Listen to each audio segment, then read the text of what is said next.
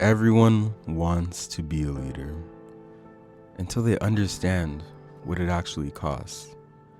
Because leadership isn't power, it isn't status, and it definitely isn't freedom. In How to Train Your Dragon 2, Hiccup shows us something most movies don't, that leadership is loss. Loss of freedom, loss of certainty, and sometimes loss of the people you love most. At the start of the film, Hiccup is free. He's flying, exploring, mapping the unknown. He's not tied down. He's becoming his own person. But becoming chief? That changes everything. Leadership means staying in one place. It means responsibility over freedom. It means putting everyone else ahead of yourself. And deep down, Hiccup isn't afraid of failing as a leader. He's afraid that if he becomes one, he'll stop being who he is. That's the first truth about leadership. It demands a version of you that you might not recognize. Hiccup didn't chase leadership. It was handed to him by his father, Stoic the Vast, by tradition, by expectation.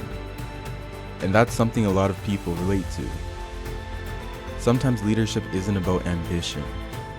It's about obligation.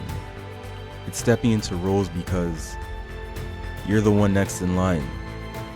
You're the one people depend on.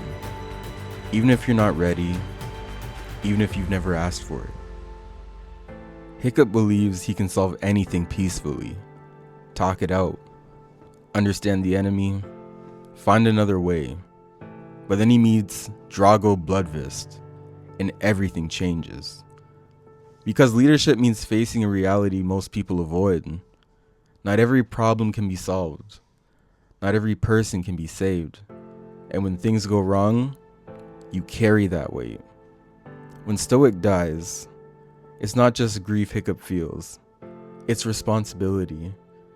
The question that haunts every leader: could I have done something differently?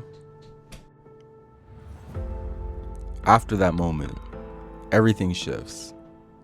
Hiccup isn't just one of the group anymore. He can't grieve the same way. He can't lean on others the same way. Because now, people look for him for strength. Leadership isolates you, not because you want it to, but because people need you to be steady when everything else isn't. And that often means suffering in silence. Stoic was the definition of a traditional leader. Strong, loud, certain, a warrior. Hiccup isn't that. He leads with empathy, with understanding, with compassion. And for most of the movie, he sees that as weakness.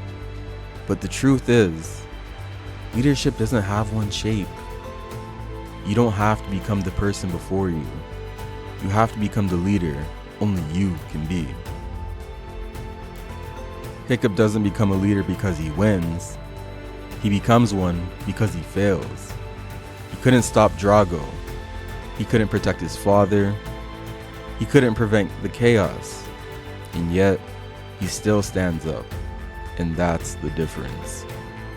Leadership isn't about being ready. It's about rising when everything in you wants to stay down. There's a powerful contrast in this film. Drago controls dragons through fear. Hiccup leads through trust. But when Toothless is controlled and kills Stoic, that belief is shaken. Because now, Hiccup has to face something terrifying. Even trust can fail. So what does leadership become? Not control, not blind trust, but balance. Knowing when to believe and when to take responsibility. By the end of the film, Hiccup becomes chief. But not because he's ready, not because he's perfect, but because he's willing. Willing to carry the weight. Willing to grow through the pain. Willing to lead, even when it costs him everything. That's the real burden of leadership. It's not about power, it's about sacrifice. And Hiccup shows us that being a leader isn't about becoming someone else. It's about becoming more of who you are, even when it hurts. If you see leadership differently after this, that's the point. Because the best leaders aren't the ones who want power. They're the ones who understand the cost and choose to carry it anyway. Yes, guys, that is all. I hope you guys enjoyed the video. Please like, comment, and subscribe. Please, I'd really appreciate it. Okay, join the team.